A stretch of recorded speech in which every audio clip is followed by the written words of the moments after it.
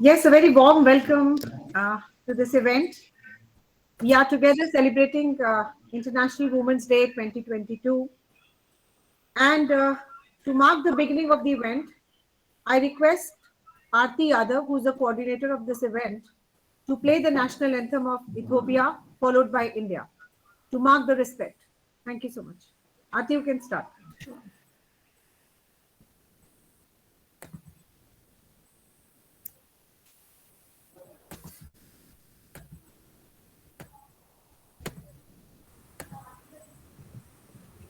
Request everyone to stand in. I hope the screen is visible to everyone. Is it visible? Yes. Yes, it is visible.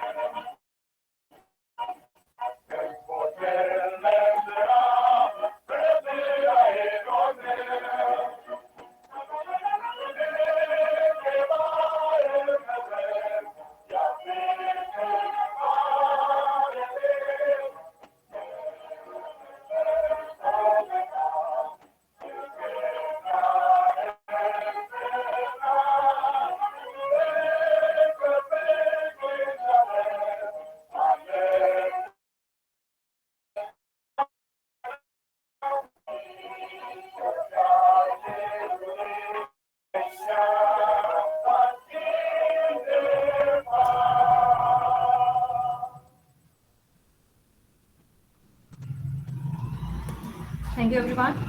Now, followed by this is the national anthem of India. I request everyone to keep standing.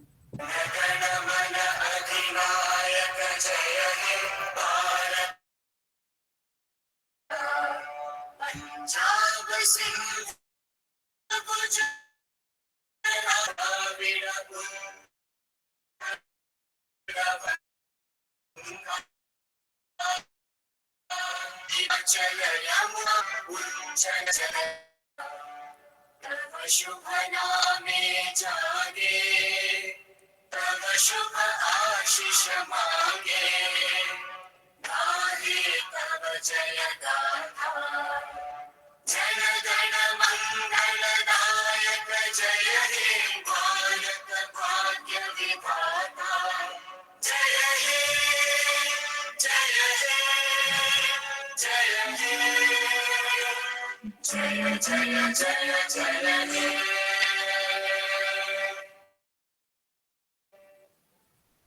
Thank you, everyone. Please be seated. I request everyone to keep the cameras on to ensure the liveliness of the event. Aarti, please record the meeting because they are asking for the recorded session. Who is recording the session? Radhika, are you recording? Auntie, I don't have the recording system with me, so I won't be able to do that. Who's going to record the session because we need the live recording of this? The Google Meet, I think Aarti, you can record. You can press the recording, right? Okay, till the time she takes on. So I request everyone to switch on the camera. All of you, please switch on the camera. There is one special gesture I want everyone to do. That is, put your hands like this This is the Break the Bias gesture for United Nations. That is, and please take a screenshot. Whosoever is not doing it can do that. I think the males can do. Please take few screenshots of this because we want the DP of the event to be put like this. This is Break the Bias of United Nations. Here we go, and we move towards a step of equity and equality. We really want all the biases to be over, and we pledge that we are not going to do any kind of injustice, inequity towards any woman in this world. So we take a pledge. All of you, please say with me. Today I pledge. All of you, please. Today I pledge that there will not be any kind of discrimination, inequity, unjust activity with any woman in this world. All of you, please together break the bias. Break the bias. So let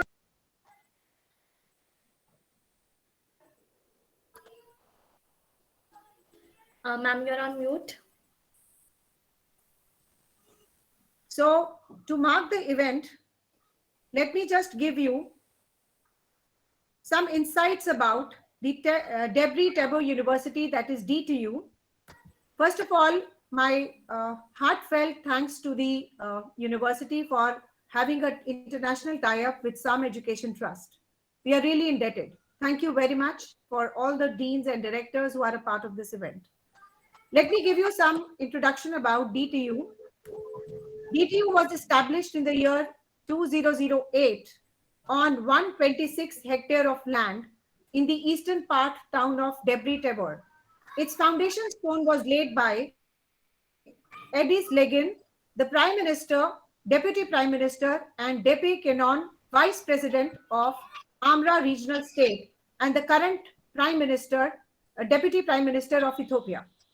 Its training mission, however, was delayed for 3 years until the necessary input like building, lab equipment, human resource, administrative structures are fulfilled. Its actual mission of admitting and training the students therefore began in 2001 in 5 faculties. There are Faculty of Social Science, Faculty of Agriculture, Faculty of Business and Economics, and Faculty of Engineering. Today, all the 5 faculties are promoted to a rank of college as their capacity has continuously grown since then. A new college, the College of Medicine, was also established later and has become one of the leading medical institutions in the country. And its graduates are more proficient than graduate. And of course, it is a way forward that university is showing benchmarking towards the excellence of quality, etc. The Debre Tabor University began its task of teaching with 628 students, 124 teaching staffs, and 71 assistant professors. And DTU has reached at a capacity of accommodating 35,000 students in a regular weekend and the summer programs. Currently, DTU has about 1,200 teaching staff and nearly 800 administrative workers, which is a huge. So a huge round of applause for their achievements. Thank you so much for being partnering with us in the celebration of International Women's Day 2022. Now I request Aarti to call upon our guest speakers of today from Ethiopia. So please read their profiles and call them for a talk so that they can enlighten us with their words of wisdom. Thank you, ma'am. Before I do that, I wish everyone day. My salutations and greetings to all. May all the women in this world attain equity as well as equality. I would like to call upon our guest of honor,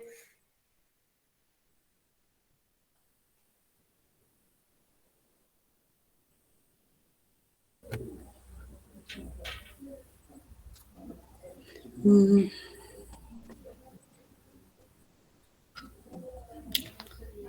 Arti, Can I please speak? call them in. Yeah, Can I speak? yeah, just 1 minute. Let us formally invite you. You are our Okay, fine. guest.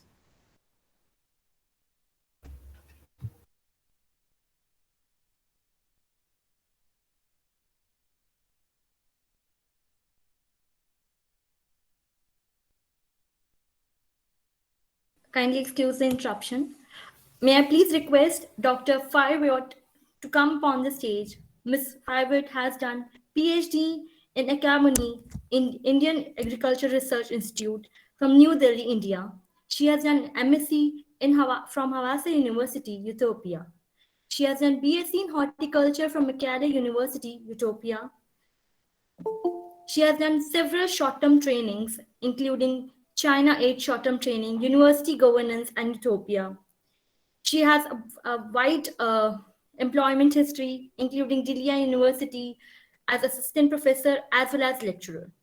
She is the vice president for business development and strategic partnership with Debre Tabor University. Ma'am, please enlighten us with your words. Thank you so much for inviting me.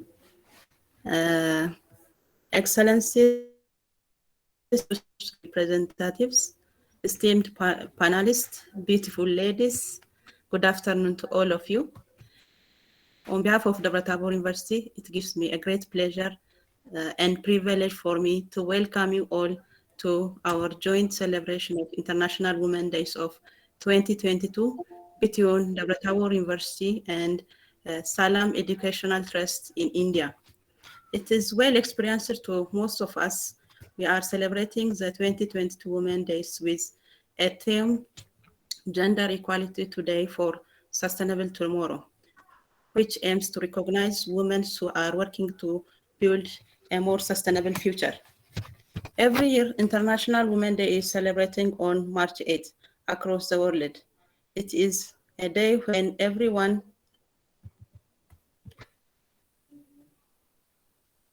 sorry. It is a day when everyone shows appreciation, love, and respect towards women. A woman is said to be a beautiful creation of God. It is a fact that all the great personalities are born from the woman womb and have taken their initial teaching from a woman. For many people, the role of women is limited to household chores only. However, this needs to change as women deserve equal freedom and opportunity in everything like men. The world is moving towards gender equality.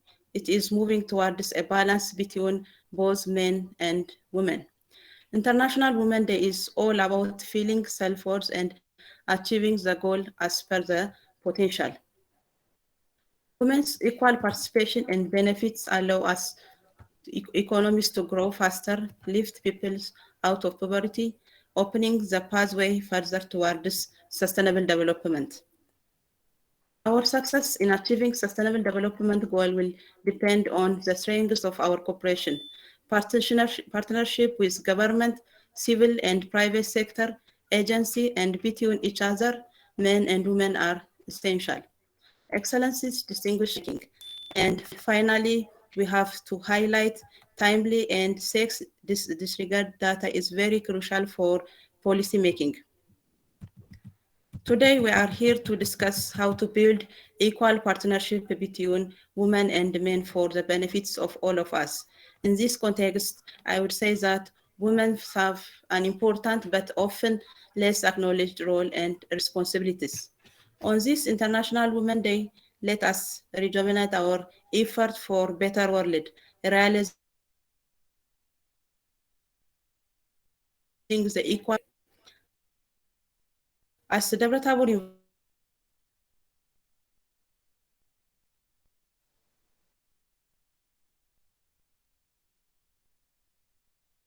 International Women's Day as our institutional data shows that 30%, 6% of our academic staffs are females. That means they are engaged in research and teaching. 41.8% of our administrative staffs are females. And when we come to high-level position, including me, we are 25% high-level positions are engaged with women, and 6.88% medium-level positions are engaged with females. The challenge of the future, we will continue to support women leaders and advance gender equality at university level and at national and at international at large. Dear participants, distinguished guests, and organizers of this special event, on behalf of Debre Tabor University and myself, I would like to add my thanks to Dr. Kumar, who is the Business and Economics faculty staff of Debre Tabor University, and he is an Indian expert, and also College of Business and Economics of Debre Tabor University, and Professor Namita Rajput, President of Pslam Educational Trust India, for hosting this important event. I would like also to thank the speakers and everyone who has participated for this insightful and heartfelt contribution. And finally, I hope the event will be interested and constructive to all of us. I look forward to discussion. We are here to share our experience, learn from each other, and pool our effort, build partnership, and help guiding policy. Thank you for your attention, and I wish a successful event. And also, I thank you all, and happy International Women's Days to all of us. Thank you very much. Yeah, thank you, Farwood, for sharing your insights and talking about the entrepreneurial startups, how we can achieve the equity and equality, and also empowerment. So we were really enlightened by your words of wisdom. Now I request Aarti to call upon the next guest speaker from Ethiopia. Yes. We need women at all levels, including the top, to change the dynamic, reshape the conversation, to make women's voice are heard, heeded, and not overlooked and ignored. With this thought, I call upon stage Sajid Ashigri Dimisi. Madam Dimisi is the TEAL instructor. She is MA in Gender and Development Studies. Ma'am, please enlighten us with your words. Ma'am, Please you are unmute yourself. Please unmute yourself. You're not audible. Please unmute yourself. You're not audible. Please unmute yourself. Segit. We are not able to hear you. We are not able to hear you. Please unmute yourself. Yeah. My name is Sagada Shagri. I have about 20 years teaching experience, starting from junior secondary and high school. Then I have graduated in TEFL in 2015 and Gender and Development Studies in 2016. Since I'm very interested to be concerned about gender issues, as I am a teacher of students, at the end of the day, most of the students who are not successful in their academic achievement may drift into sexual work and commercial sex work and other unnecessary activities. So that is why I attend Gender and Development Studies. But unfortunately, I couldn't join within that stream, and I joined university within teaching English for foreign learners. I joined Debre Tabor University in 2019 as a lecturer of TEFL. And I'd like to share what I prepared within my research work, the lived experience of commercial sex workers in the case of Bahir Dar City. And I would like to share the PowerPoint I prepared. Okay.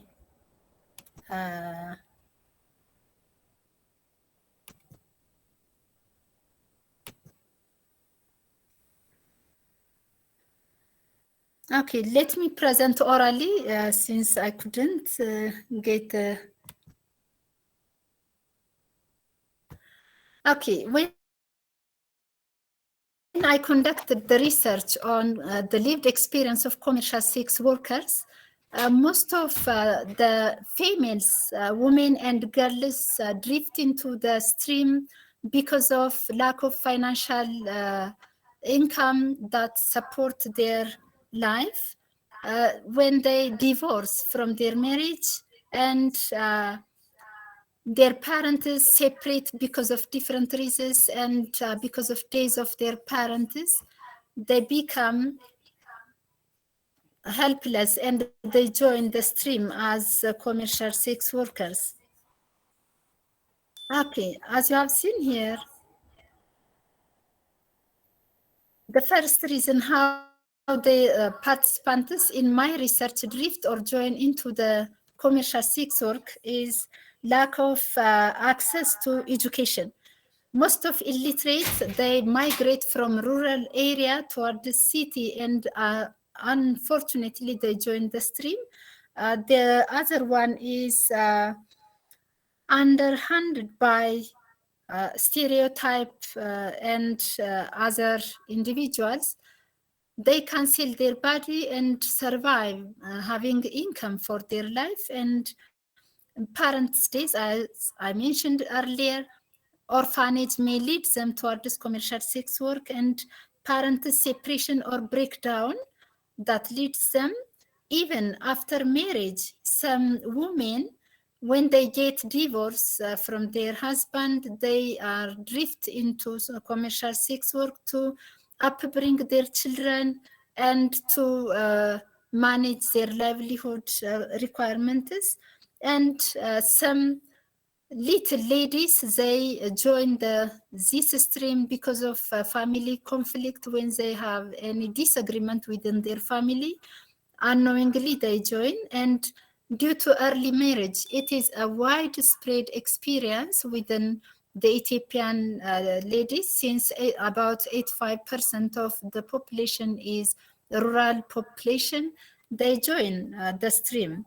And let's come to what consequences they confront within this stream. For themselves, as I interviewed them, they have got positive consequence or positive impact since they joined the stream, and they have got threats or challenges in their economy. As a positive consequence or impact of joining this stream, they express that they are equipped with economic advantage and they rear their children having their own source of income, affording school fee for their children. And some students, they interrupt their education or they become dropout and join this stream. After that, privately, they afford school fee, having source of income from this work and overcoming financial burden for their family and for their own, and supporting relatives, including their parents. And economically, they assume they are empowered, even if they sell their body. When they explain about the threats or the challenges they face within their income, they explain internal and external threats. As internal, by themselves, internally, to spend their time alert at night. They are addicted within drug taking and competitive nature of the work. To attract their customers, they dress well, they use makeups, cosmetics, and the like. They waste the money they have got selling their body. And external threats, owner of brothels or nightclubs, bar, hotel, in our locality, Araki and Talla Beats, the owners share their income. Once they have got the money from their clients, these owners share their income.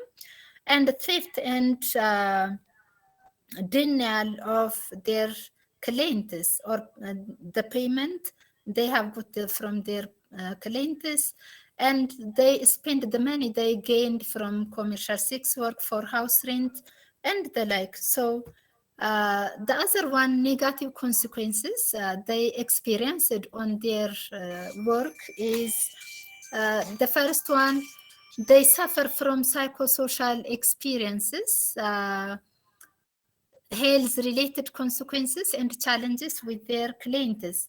From the psychosocial, most of the community do not understand why they join the stream. They assume that when physically they are seen attractive and pretty, so they join within their interest or willingness. The community assume, and verbally and physically they are abused by the community or surrounding society. They may be stigmatized, negatively impressed by the surrounding community, and they are discriminated. And sarcasm is the main challenge they face or confront. They are looked down by the community. Within their health-related experience, when I interviewed some of my participants, among the team participants, I conducted phenomenology research and in-depth interview was used. And from 10, 4 of the participants were HIV positive, and they were infected with syphilis, heart attack, and blood pressure and nerve complexity. As I mentioned above, they used drug, cigarette, and the like. It is related to that usage. Challenges with clients, denial of the money. They agreed first, making unconscious, using the local smoking that is called ganja, and brutal treatment, and STI or sexually transmitted infection vulnerability. They experienced all these things. That is why I raised this issue under the International Women's Day, is that these individuals did not get any opportunity to air their view or internal problem for anyone. So I touched upon this main issue to have awareness for my sisters and my colleagues all over the world.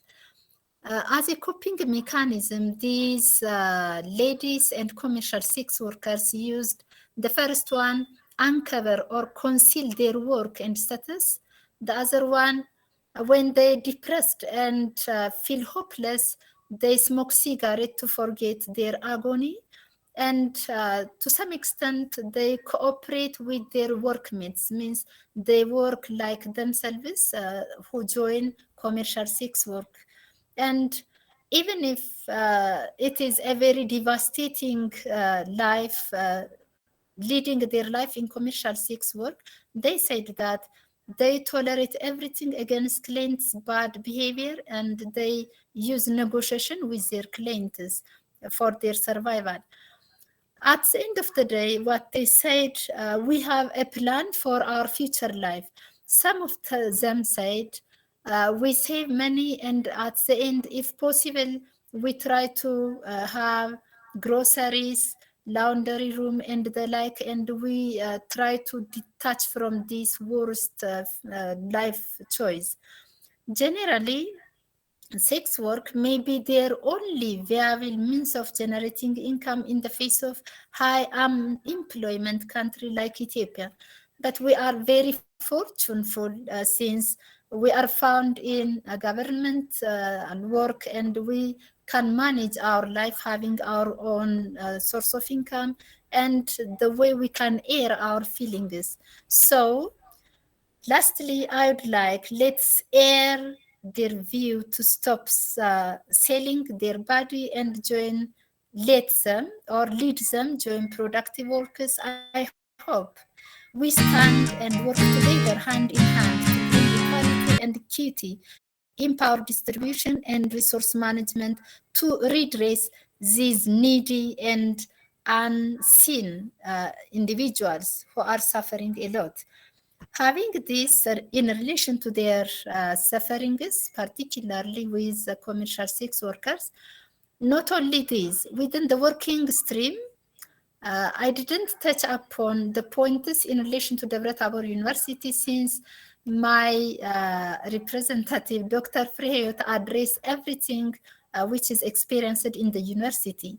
So, cross-cutting strategies to alleviate the problem and bring equity and equality within the gender stream. Gender means mainstreaming. We are not, as on behalf of myself, within myself, I'm not standing only for my sisters, only for women. For men and women, there should be equality in resource, in social interaction, in political participation, and in academic, intellectual situations. We should have equity and equality, promoting concerned efforts and networking to enhance joint programs. If we join only focusing on one gender, that is female, males may act as our opponent rather than supporter of our idea. So we should work in having joint program with our male counterparts, and we should share information and best practices among like-minded organizations, such as coordinated effort, which will contribute to the effective and efficient use of human, financial, and material resources, and who will contribute to enhance successful implementation of the initiatives against commercial sex workers exploitation and totally women exploitation. Even a working lady cannot have full right within her income or within her earning. A man may be having superpower to have the responsibility on her income. So not only these unemployed individuals, even employed individuals are suffering from their full rights. And we should celebrate important wins that are gained by model women. And we should create a sense of community, and we should have telling stories, recognizing individuals' contribution ahead of their participation, and reinforce every individual. According to the United Nations Secretary General International Women's Day, a pivotal moment for women's rights, some actions that should be taken to further empower women, like raise our voice, support each other, standing hand in hand, and we should stand on our feet. Human rights are women's rights, so now know our rights, struggle for our rights, educate our next generation, treat everyone non-discriminating and human rights. So lastly, I'd like to say the first expression, that is in relation to we should reflect rather than celebrate Women's International Day. What should be reflected? Not our success, our discriminatory parties and the things that are not taken into consideration to equalize women like men. This is all about what I would like to air with this program. So thank you so much. It was excellent piece of research work, and we could move forward by knowing the consequences of the sex workers, what challenges it puts on the society, etc. So my greetings and salutations to both our guest speakers from Ethiopia. You have really enlightened us and given us the very important information. And together on this platform and future to come, we are going to collaborate on various forums with you and move forward with the journey of equity and equality. So now moving forward to the program, I would just like to add few words, and then I'm going to call our first Indian speaker, that is Professor Dr. Mamta Rajput. So National Women's Day, when you talk about, it is the biggest employee engagement day of the year, right? And the focus on the women advancement does not begin nor end on 8 March. The International Women's Day, nor can an action embracing the diversity, equity, and inclusion be limited to just only one day, that is 8th of March. International Women's Day however, does provide a very significant and important moment for the organizations. It amplify and reinforce their commitment to the women advancement, highest key steps being taken and reflect on the impact, identify the further areas of action, and celebrate the women's achievement. I mean, there are n number of programs which are organized across the globe today, and they are applauding the achievement which has been done by women in the different fields. There are some regulatory pushes by the various governments to put in place the equity and equality as far as the women is concerned. And to my knowledge and to my information, these regulatory pushes, passing of particular acts, laws are very very essential, because these give a big push towards attaining the equity and equality as far as the gender is concerned across the globe. So, whereas when you talk about the patriarchal society, when you talk about the challenges which the Indian women face are manifolds, and of course, we need to put end to it, and we have to break the vices, of course, as I said in the beginning. So now I call upon our first Indian speaker, that is Professor Dr. Mamta Sharma.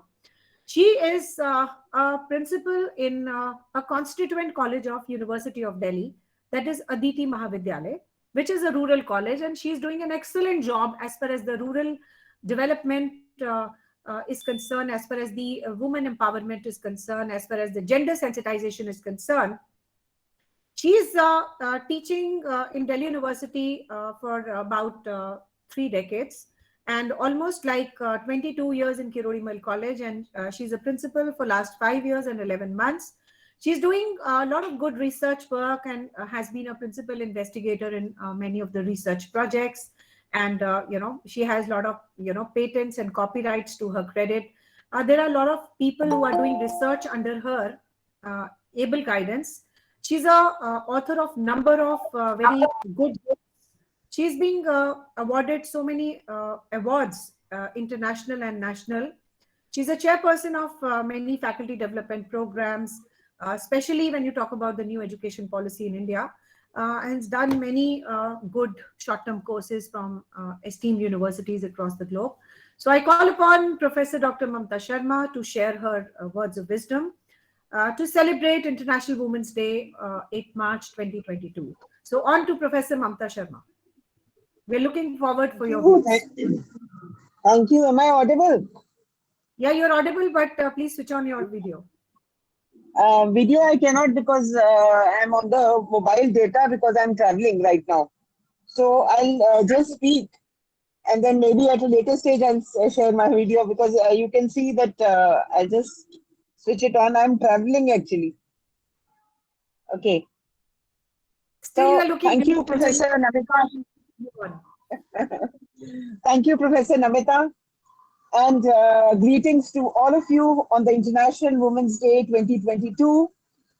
I would like to thank the organizers, Dr. Howard, and their Vice President of Business and Development of D2 Ethiopia, Professor Namita Rajput, President, Education Department, Pslam Educational Trust, my co-speakers, Professor Anuradha, Principal of WIPS, Dr. Shivani, Dr. Jyotsna, Dr. Anjali.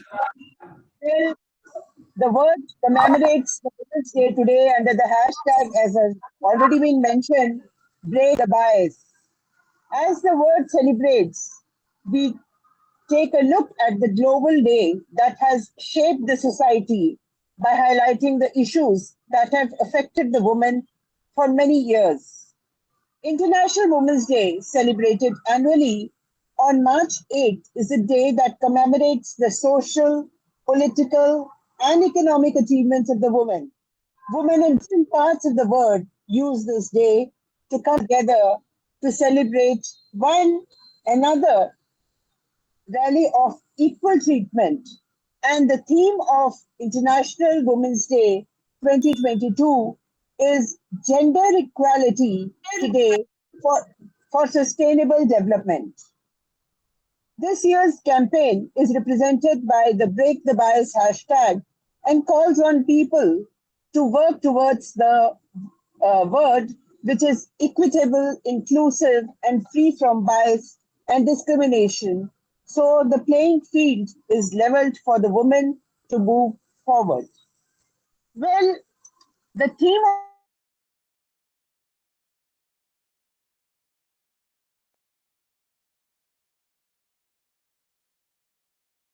today's is a land of paradoxes. It is a land of contradiction and inexplicable contortions. It is a land where the women are worshipped as goddesses, and yet, year after year, the number of women per thousand men, more commonly known as the sex ratio in India, and the number of missing girls in India continues to reflect what Indians really think about women. The State of World Population Report 2020 by UNFPA states that there are 924 women per 1,000 men in India. The same report mentions that there are 46 million missing girls in India, one out of every three in the world. This is due to the sex selective abortions and female feticide rampant in urban and rural areas alike in India. And for those girls who survive, things turn more and more terrible with every passing year of their life. It is a small wonder then that is the area of education too. Girls are specially disadvantaged. In a country where the literacy rate is 74.37%, the female literacy rate continues to lag behind significantly at 53.7%, with a gap of 21.6 points, and that is at the national level. The girl faces many layers of impediments in receiving the quality education, and reports suggest that some of these problems are likely to be exacerbated by the ongoing COVID-19 pandemic, with another layer added to it, and that is of technological divide. This is another layer of discrimination against girls. I can quote here that in my college, when the online classes are happening, the girl who is joining online has to depend on one phone that the whole family shares. So you can imagine that how much she is going to attend. One of the fundamental barriers that the woman child has to tackle is the inherent bias favoring the male child in the Indian households, which makes families unwilling to spend on the education of the girl child. The girl child is usually expected to learn domestic chores and help the housekeeping and caring of her younger siblings. Here, there is a perceptible difference in the school dropouts. The dropout rate of the girl rises significantly after the secondary education, according to some studies done under the Child Rights and Youth, that is CRY. Net enrollment ratio for girls dips from 88.7% at primary to 51.93% at the secondary, and to a dismissal 32.6 at the higher secondary level. Every five girls enrolled drops out after the past 8. The figures are very, very disturbing. And they are connected to the onset of the menstrual age of the girls, where not only the availability, but the actual functioning of safe and hygienic toilets becomes a crucial factor for their continued education. As a girl child grows older, safety issues become even more pertinent. And a long journey of the school often poses a real threat to life and liberty of the child, making the continued education a hazardous proportion. In India, child marriage too remains an unfortunate reality. Yes, it's a reality in these days also. According to the UNICEF report, nearly 27% of the girls get married under the age of 18 every year. And this is likely to be pushed by 20% due to COVID-19 induced lockdown and subsequent migrant crisis this year. All these myriad problems ridden the girl's life, stealing her childhood and fun-filled carefree days of school, and that is every child's birthright, but they are deprived of that. The new education policy 2020, India's first education policy of the 21st century, could be a thin ray of hope for seemingly unemitting darkness in the quest of girls' education. The policy seems to address the many shortcomings of our existing education system and sets itself lofty ideals to its end. It endorses the UN Sustainable Development Goal number 4, universal access to the quality education, and promises to transform the Indian education system such that by 2040 it will be second to none of the world. The NEP is remarkable in having recognized the importance of integrated cross-disciplinary education and skill development as the crucial needs of the hour. The policy talks about certain vital issues which, if implemented to any degree, could potentially revolutionize the Indian education system. The policy recognizes teachers to be the center of education system and promotes teacher welfare and on-the-job training as central to the vibrant and well-rounded higher education experience for the students. It underscores the importance of nurturing the child's cognitive development not only in isolation but in conjunction with other capacities like social, ethical, and emotional development.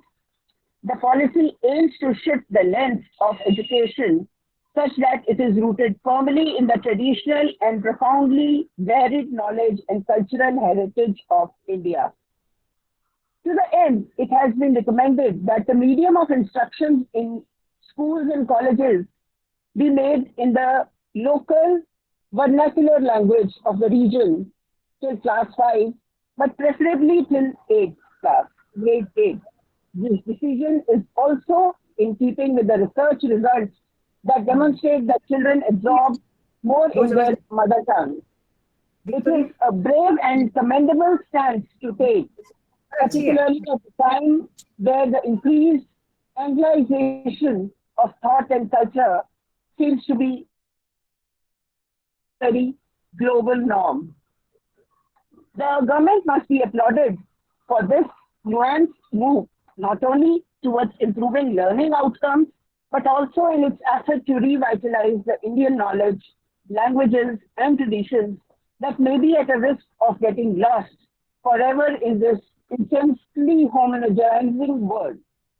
The girl child, too, has some reason to be hopeful. The policy recognizes the additional barriers in education that beset the female education, and 4 distinct socio-economically disadvantaged groups have been identified within this policy. And in every segment of these 4 groups, we have 50% representation of females. So it is an additional disadvantage due to exclusivity to their gender. Important measures have been enlisted towards reducing the disparity of female dropouts in the schools, especially by reinforcing the infrastructural credibility of government schools that will ensure the availability of safe, hygienic, and fully functioning toilets. Since personal safety becomes a key issue and key reason for female dropouts, provisions for creating walking groups, distribution of bicycles, proven to have improved the female attendance in the schools, particularly in the high grades. And let me mention today at Aditi Mahavidyalaya, we inaugurated the beach box for the females. so that is totally operational by the female police staff, and it will be on call immediately outside the campus that the problems would be addressed. Then we have additionally instruction and awareness campaigns regarding menstrual health that can equip the girls to deal with the integral but inevitable difficult aspect of femininity more effectively. As for the issue of nutrition, since while the broadening of the midday meal system is there, a simple nutritious breakfast has been mentioned in the new education policy. The policy recognizes the importance of building community states and involvement of children education. When we talk about equity and inclusion in higher education, the government has taken up the actions that are specific to higher education, initiated by all government and higher education institutions, like earmark suitable government funds for the education of SEDGs, which I've already referred to, the special groups that have been identified, set clear targets for higher GER for the SEDGs, enhance the gender balance in the admissions, enhance the access by establishing more quality, higher quality, higher education institutions in aspirational districts, and special education zones have been identified under this policy. Develop and support higher quality higher education institutions that teach in the local language or bilingually they teach. So public hygiene, financial assistance, scholarships, outreach programs, and the technological tools. The access to the technological tools for better participation and learning outcomes. This would mitigate the opportunity, cost, and fees for pursuing the higher education. And we are very, very hopeful that when this is going to happen, we would be into a equitable and inclusive education. No child would lose any opportunity to learn and excel. And the socially, economically disadvantaged groups with gender identities, etc., socio-cultural identities, geographical identities, disabilities, all these would be addressed where the 50% of the stakeholders are female. So, and this policy also refers to a separate gender inclusion fund that will be there for these special education zones in the disadvantaged regions and groups. So we are very, very hopeful, I feel, that this is going to be a reality. And I will conclude that I cannot find words to express. I cannot find words to express how I feel about women, their strength and power, their ability to keep their heads up no matter what. I admire it on every possible level. Girls run the world, and the only thing I know for sure is that let the sky be your crown and the earth be your dice. Wishing everybody once again a happy Women's Day. Thank you so much. Thank you, Professor Dr. Namita Sharma, for such an enlightening words of wisdom. So it's very important to say a particular quote.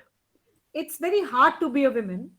You must think like a man, act like a lady, look like a young girl, and work like a horse.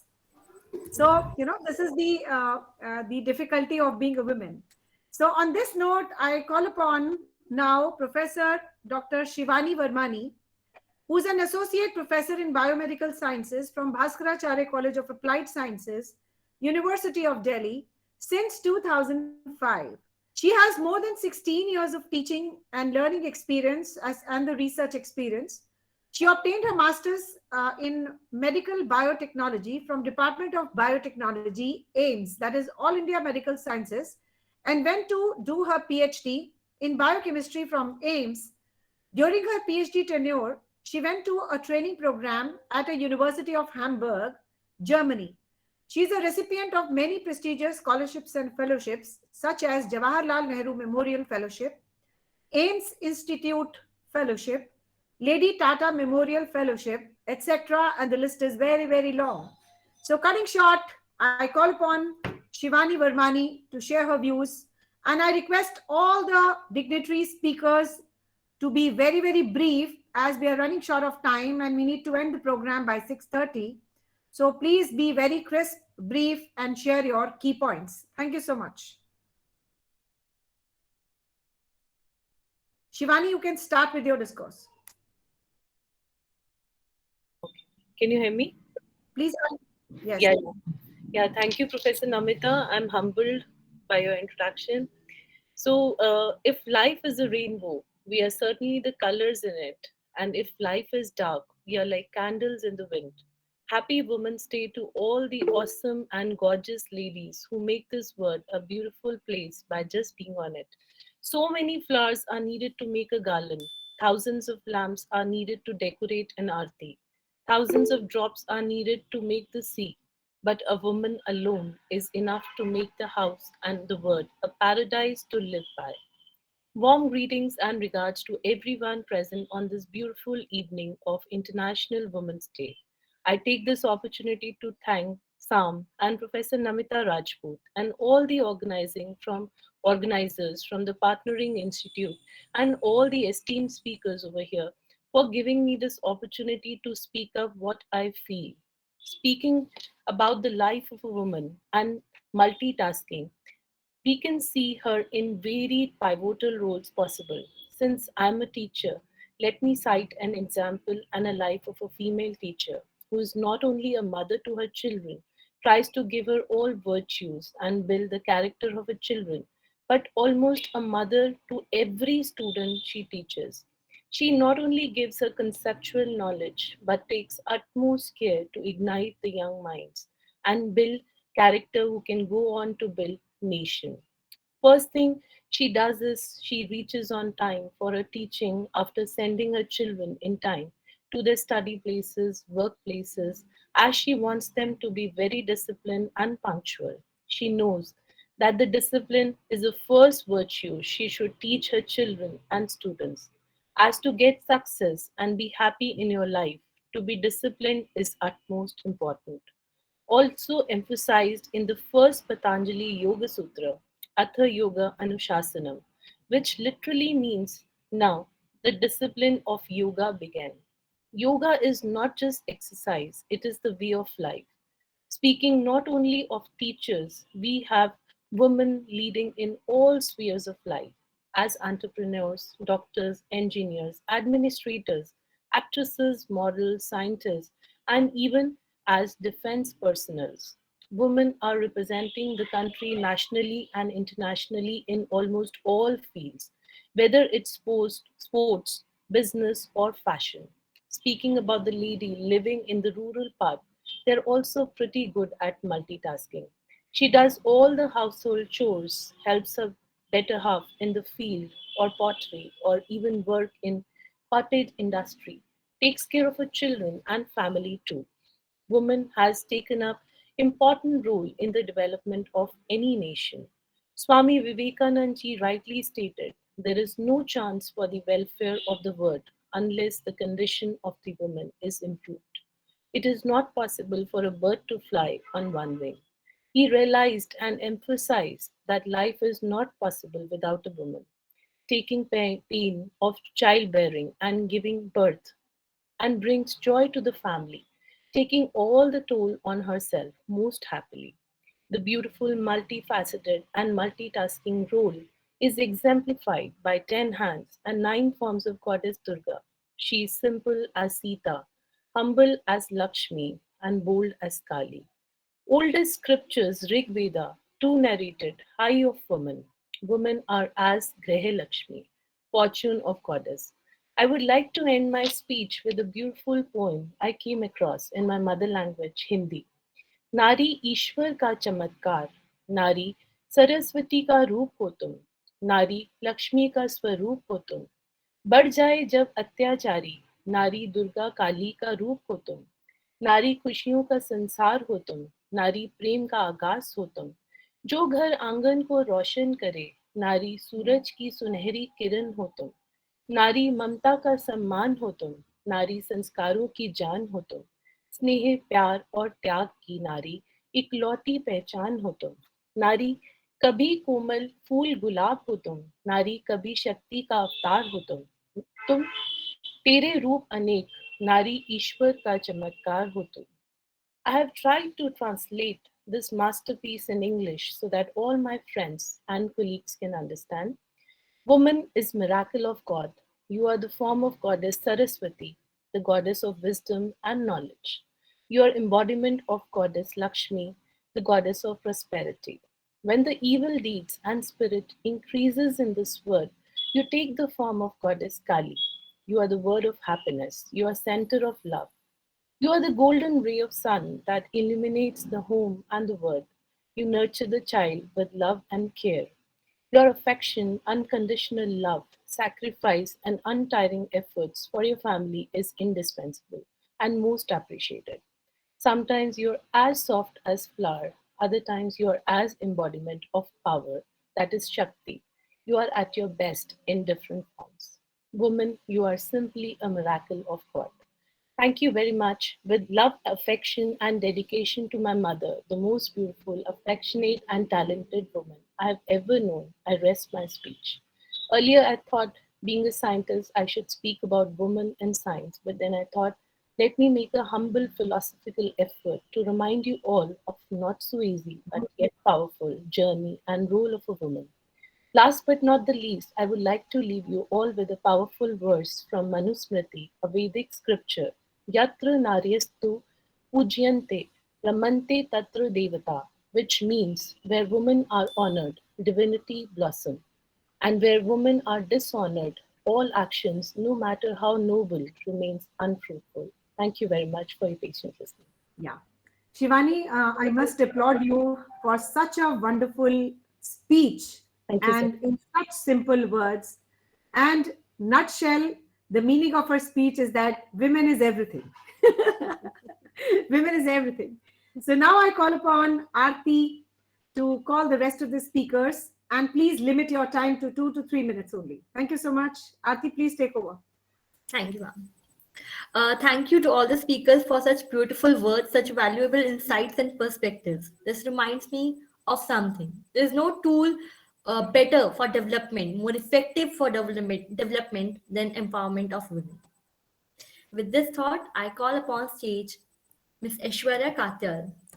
Ms. Aishwarya is an academician, research scholar, and she has completed her bachelor's, master's from University of Delhi. She has done a PhD in the same discipline and then now request Ms. Aishwarya to enlighten us with her thoughts. Thank you very much, Ati. Warm greetings to everybody in Ethiopia. Immense love from India. I'm happy to be in your company this evening.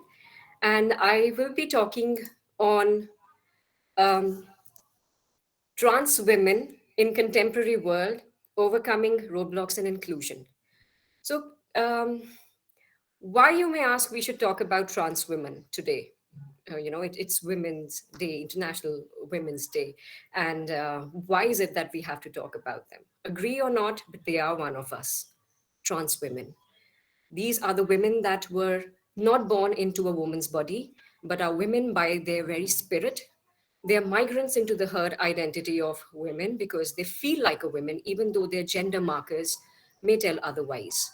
These women have struggled immensely and continue to fight and affirm their gender against extraordinary pressure, expectation, bias, discrimination, misunderstanding, and sexism that shape their quotidian experiences.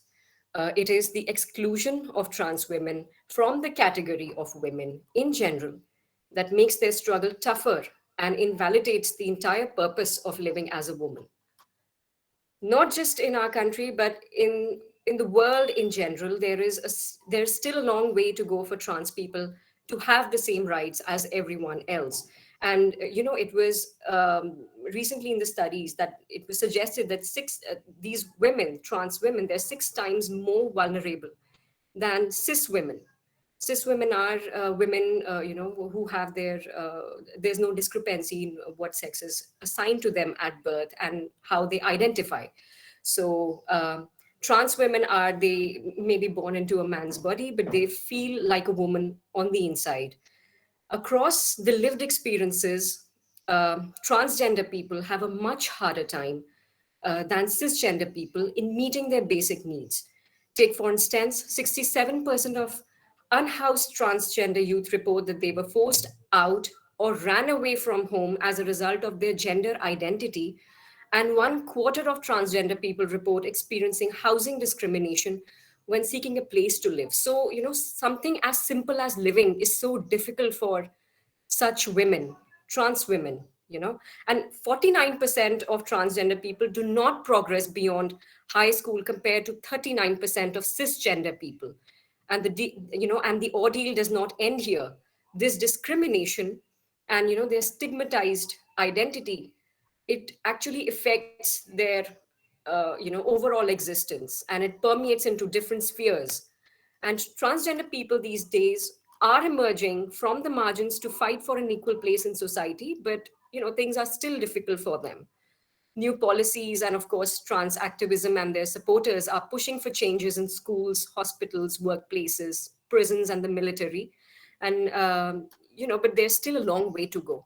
And being transgender today often means facing not only stigma, but also increasing threats to safety and existence, whether it's high level of deadly violence or encountering unemployment or housing discrimination. There's a long list of what needs to be addressed. The theme of this year's International Women's Day, as we celebrated in the beginning of the ceremonies, Break the Bias. So it asks us to imagine a gender equal world, a world free of bias and discrimination, a world that is inclusive and where difference is valued and celebrated. So today, I urge you to ask yourself, are you really willing to break the bias? Right? So women's rights and feminist movements over the centuries have won important battles of equality and representation. We still have too much to fight for together. And if we do not fight together, our energies will be wasted. And this Women's Day, let us reflect on our bias and how we can extend our feminist actions to support trans women. And not just trans women, there also have to be, lesbians.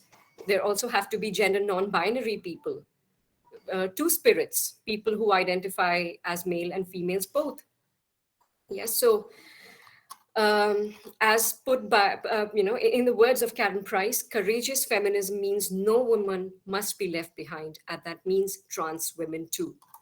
So I urge you to, work towards ways in which we could stand together in a united front and work for the upliftment of our trans sisters, because this is the time they need us most, since it's a day for a collective call to action for accelerating gender equality in all areas of life. I urge you to acknowledge, uplift, and sensitize people about transgender women, along with lesbian, bisexual, and genderqueer, gender non-binary people. And this action has to be not just today, but it has to be throughout the year. We have to make contributions towards this all year long. So this world becomes a better, equal, inclusive world where these people, they feel safe. They are our sisters after all, and we have to treat them as ourselves. So that is all I have to say for today. Thank you so much. Yeah, thank you, Aishwarya. It was really nice to know the new nuances of the transgender. So I request Aarti to call upon the next speaker. Sure. Next, we have with us Ms. Radhika Katyal, a research scholar and a social activist. She has done her Bachelor's of Commerce from Guru Gobind Singh College of Commerce, Delhi University. She's working on LGBTQAI community through her social work and advocacy. Ma'am, please enlighten us with your thoughts, ideas on the topic.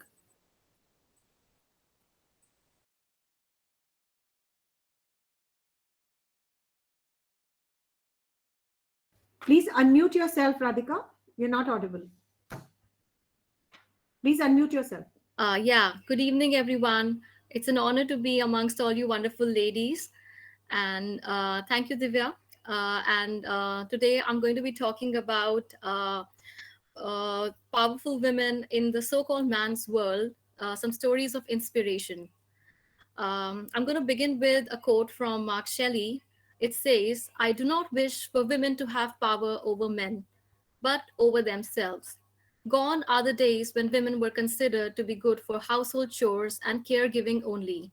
The current generation is recognizing women in ways that has never been done before.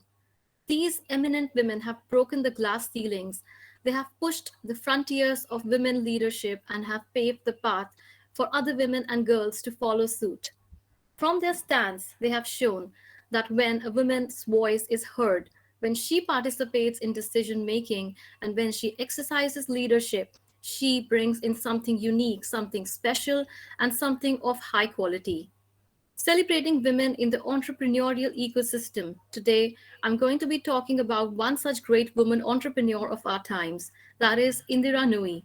She's a former CEO of Pepsi Company. She's retired now, and she's currently on the board of directors of Amazon and the Indian Cricket Council, that is the ICC.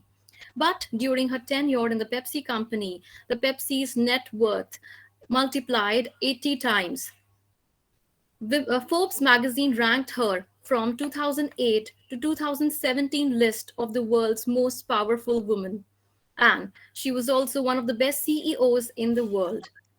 And in 2021, she inducted into the National Women's Hall of Fame. During an interview, she once mentioned that she had to work twice as hard as her male counterpart just to prove that she was worthy of the job that she was doing. But she never compromised with her quality of work. She's often heard saying in the interviews that how difficult it was for her to maintain her work life balance. A mother of two daughters, she recalls feeling guilty for not being able to attend several activities at her daughter's school and doubts if her daughter thinks if she's a good mother. And like Indira Nui, there are so many eminent women across the globe that have been a source of inspiration for so many, including myself. Say, for example, Halle Berry, who was the first woman of African descent to have won an Oscar, to Oprah Winfrey. I mean, who doesn't know Oprah Winfrey? Malala, she's a recipient of Nobel Peace Prize. She stood up for what she believed in and also took a bullet for that. And the list goes on. Kamala Harris, Kalpana Chawla, Priyanka Chopra, Viola Davis, Amelia Earhart, Mother Teresa, Ellen DeGeneres, so on and so forth. But what is common in all these women is that they did not give up in spite of their difficult circumstances. Struggles were there in their paths, but through their perseverance and determination, they were able to overcome them all. They were unstoppable. Singer Rihanna beautifully quoted, there is something so special about a woman who dominates in a man's world. It takes a certain grace, intelligence, fearlessness, and the nerve to never take no for an answer. Society needs to accept women for their potential and talent, since there is no limit to what we as women can accomplish. Thank you so much. Happy Women's Day, you all.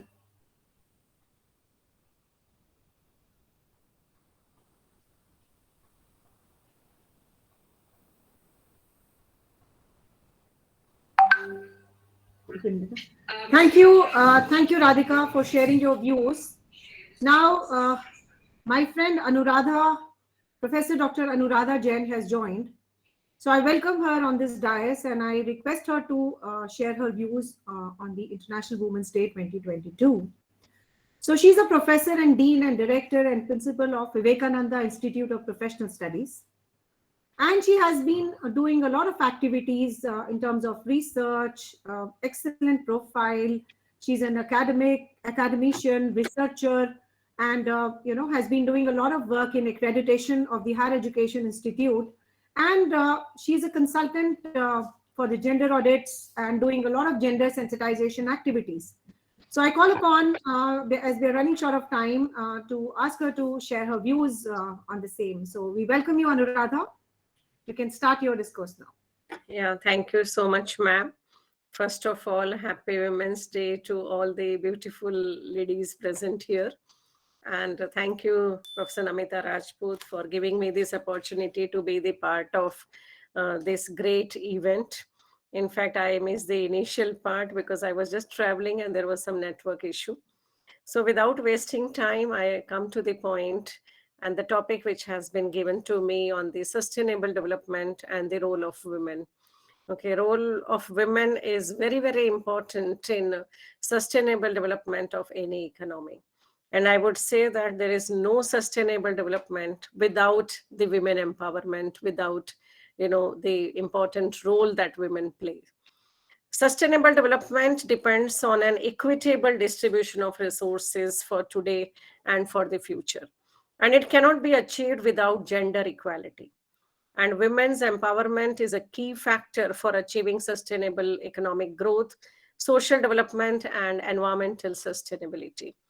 And sustainable development is, broadly defined as development which meets the requirement of the present without compromising the ability of future generations to meet their own needs.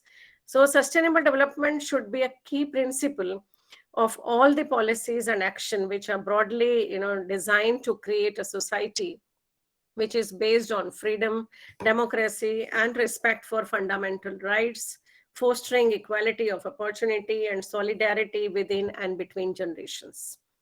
Sustainable development can only be achieved through long term investment in economic, human, and environmental capital.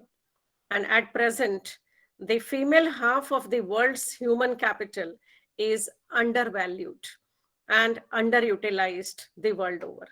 As a group, women, their potential contribution to economic advances, social progress, and environmental protection have been marginalized. So, better use of the world female population would increase economic growth. It will reduce poverty, enhance societal well being, and help ensure sustainable development of all the countries. So, closing the gender gap depends on enlightened government policies which take gender dimensions into account. And if we talk about SDGs, and that 17 SDGs that has been defined by UN, if you see all the SDGs, all sustainable development goals are directly or indirectly related to women empowerment and women growth. So if I'll just take example of two, three, sustainable development goals given by UN, and I would try to relate this with all the women empowerment. Like suppose if we talk about SDG 1, which talk about end poverty in all its form everywhere. So they just want to remove poverty from all over the world. That is the first development goal given by the UN. So the end of poverty can only be achieved with the end of gender based discrimination. All over the world, gender inequality makes and keeps women poor, depriving them of basic rights and opportunities for well-being.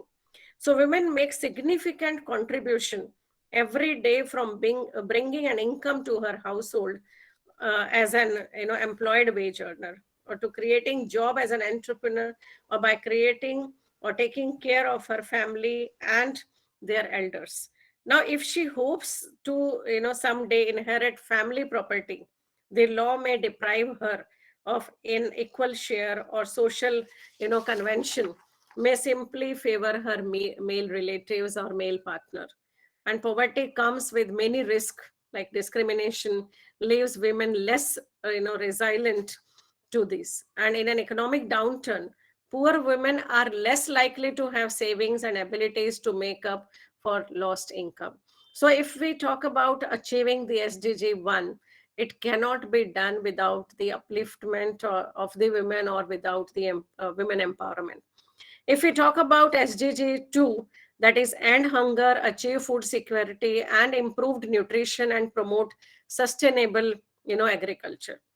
Now, women prepare up to 90% of the meals in household around the world, not only in India, even around the world. If you say that all food preparation and that is done by women, yet times when are tough, women and girls may be the first to eat less. And that specifically we see in Indian economy and Indian society. households headed by women may not eat enough simply because women earn at a lower levels and are less prepared to cope with sudden crisis, and therefore those economy became or remain undeveloped. So that is again for SDG 2 also, the role of women become very, very important for the sustainable development. If we talk about 3, then ensure healthy lives, promote well-being for all the ages. So that again women is the life creator, they give birth. So if they are not healthy, how can we expect any nation to be healthy? How can we expect future generations to be healthy? So therefore that is again related to women empowerment and the role of women. If we talk about SDG 4, okay, which talk about ensure inclusive and equitable quality education and promote lifelong learning opportunities for all. So all developing regions of the world have achieved or almost achieved equal enrollment of boys and girls in primary school. Okay, but this is an historic accomplishment, but far from complete. Why? Because in even sub-Saharan African countries, only 23% of poor rural girls finish their primary education, even though enrollment rate or ratio is same, but they hardly complete their primary education. So gender gaps widen significantly in many countries in secondary and tertiary school. So for education to deliver, it must be inclusive and high quality. So active efforts should be taken to increase the enrollment ratio and to reduce the dropout ratio of female, okay, if you want sustainable development of your country. Then SDG 5, which directly talk about gender equality and empower all women and girls, and this is considered to be the most important sustainable goal defined by UN. So, and it is very clear that women empowerment is a precondition for sustainable development, and without women empowerment we cannot even think of sustainable development. And similarly, like other goals like ensure availability and sustainable management of water and sanitation for all, or access to affordable, reliable, sustainable and modern energy for all. So whichever SDG we talk about, all moves around directly or indirectly women empowerment. And it is very clear that there is no sustainable growth without women empowerment. So women contribution to sustainable development must be recognized. Women have a strong role in education and socializing their children, including teaching them care and responsibility with regard to the use and protection of natural resources. More should be done to increase women's voice in environmental decision making and to enable women to seize opportunities in the green economy as well. More capacity building programs and training tailored to the needs of women are needed in the present scenario. And in community, in order to build women as catalyst for sustainable development, their role in family, community and society at large has to free from socio-cultural and religious traditions that prevent women participation. So there is a need for change of mindset, especially of the males who dominate the society. And I should say that all 365 days should be the Women's Day, not only just one Women Day. Okay, so we should celebrate our presence all the days, all the year around, and we are important. And we should, realize ourselves first. We have to motivate ourselves first that yes, we play a very, very important role, not only in the family, not only in the surrounding, but for the development of a nation as a whole and for the sustainable development of our country. So thank you so much, ma'am, for giving me this opportunity. And thank you once again. I wish you all happy Women's Day to all the days, all 365 days, not just one day for today. Thank you. Yeah, thank you. Thank you, Anuradha, for such a wonderful discourse. So we have just 2 more speakers left. So I request Aarti to call upon Anjali and Jyotsna one by one. Sure, ma'am. Next, we have with us Assistant Professor in the Management Department of Jagannath Institute of Management Studies. Dr. Jyotsna has a teaching experience of 8 years. She has completed her doctoral on the topic of workplace spirituality and its impact on employee efficacy in public and private colleges in Delhi. Dr. Jyotsna, please share your beautiful thoughts and insights with us. So, a very warm welcome and good evening to all the beautiful ladies present over here. Good evening, Anuradha ma'am. Good evening, everyone. So, before moving ahead, I would like to start with a very beautiful quote given by Pandit Jawaharlal Nehru. To awaken the people, it's the woman who must be awakened. Once she is on the move, the family moves, the village moves, the nation moves. So, education is a milestone of women empowerment because it enables them to respond to challenges, to confront their traditional role, and to change their life. So, education is considered to be one of the way to spread the message of women empowerment.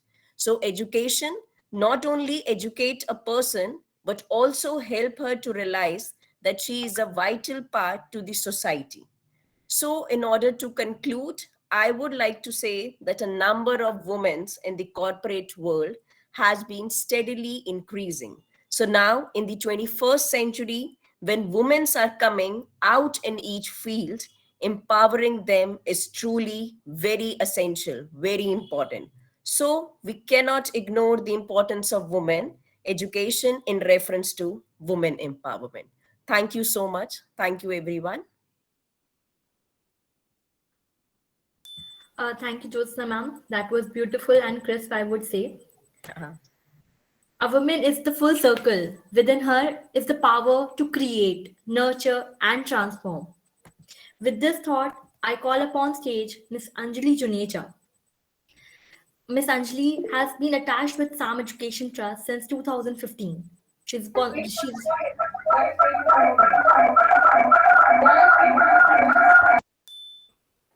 is responsible for being involved in the relevant training and workshops, making recommendations for improvement where feasible and appropriate, delivering the task and are assigned with good time management, responsible for diligence and all right. Miss Anjali,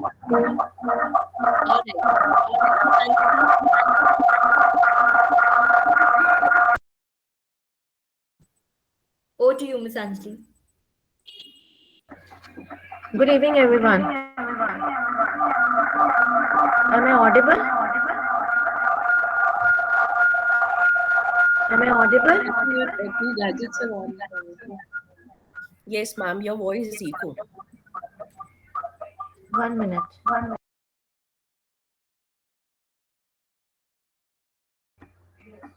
Is it okay now?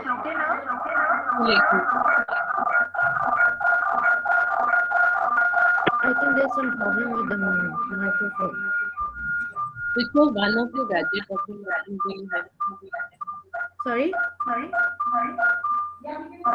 Are you into gadgets?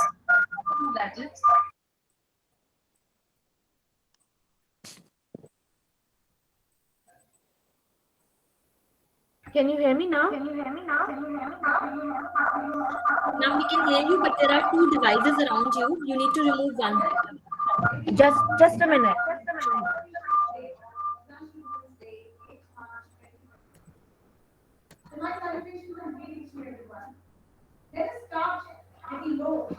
Is it okay now? Yes, ma'am, we can hear you now. Is it okay now?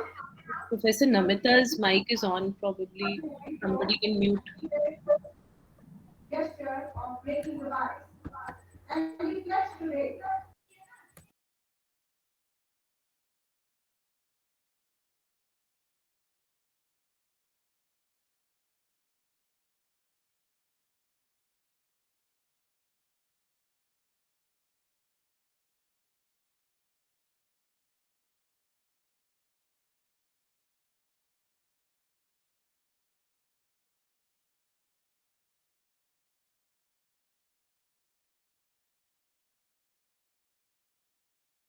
Miss Anjali, please begin. Am I audible now? Yes, you are. Okay, good evening, everyone. Wishing everyone a very happy Women's Day. So, my today's topic is the role of women in economic development. Would like to quote, uh, the statement which is said by Pandit Jawaharlal Nehru that the condition of the nation can be judged by looking at the status of the woman. If we educate a man, that means we are educating an individual. But if we educate a woman, that means we are educating an entire family. If the females are well educated, they can economically grow well. Being focused on women empowerment, where the females should have an ability to exercise full control over one's own action. We have different levels of women empowerment: welfare, access, conscientization, mobilization, and control. By having these elements, females are required to access the resources and the services by which they can improve their status. By being more mobile, we give the larger movement to the women so that they can be successful with the wider struggle. Nowadays, the government and the non government organizations have done a lot in order to increase the status of women in our society. So, in the end, I would like to conclude the words said by Swami Vivekananda that the country and the nation which doesn't respect women will never become great, neither today nor in the future. So, it is our duty to give the respect to our females as they deserve the status. So, thank you for giving the opportunity to being a part of this event. Thank you, everyone. Thank you, Anjali ma'am. Thank you for your words and your thoughts. Rightly said, women's empowerment is intervened with respect for human rights. With this, I thank all the participants for joining us. My heartily thanks to Debre Tabor University for this collaboration. We look forward for many such collaborations in futures. I thank Dr. Bhupendra Kumar for organizing such an event uh, for Debre Tabor University and Pslam Educational Trust. Thank you everyone for joining. The feedback form is yes. Thank you, Namta ma'am, Professor Namta ma'am. Thank you, Shivani. Thank you, Aarti. I have no suitable words. What we have done today on behalf of Debre Tabor University, I would like to give vote of thanks. I would request my dean also, if he's joined with me, to give vote of thanks to you. It's really wonderful event. All the presentations that we had today, though it is related to Women International Day, but as there is no separate universe for women and men, so we all are together. The equality would never come till the women will not, till the men will not give the space. So we wish that the purpose of Women International Day, the purpose of United Nations Sustainable Development Goals, everybody is now aware that Sustainable Development Goals 2030, mostly they belongs to women, environment, poverty reduction. And I'm very happy that my university, Debre Tabor University, one of the best university in the world, not only in Africa, in the world, I have a little quite experience of other country. I am very much sure, convinced. I am very thankful for my university for allowing me to have a association with you all, with all professors, those I had today from India. Really, we have given the very good impression to Ethiopia, and all Ethiopians have given very good impression to India. So with these words, I wish that we continue for future, and I have no words more than thank you. Thank you, Namta ma'am.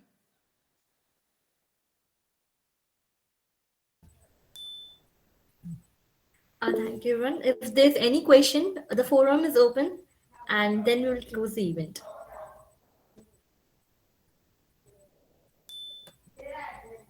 All right.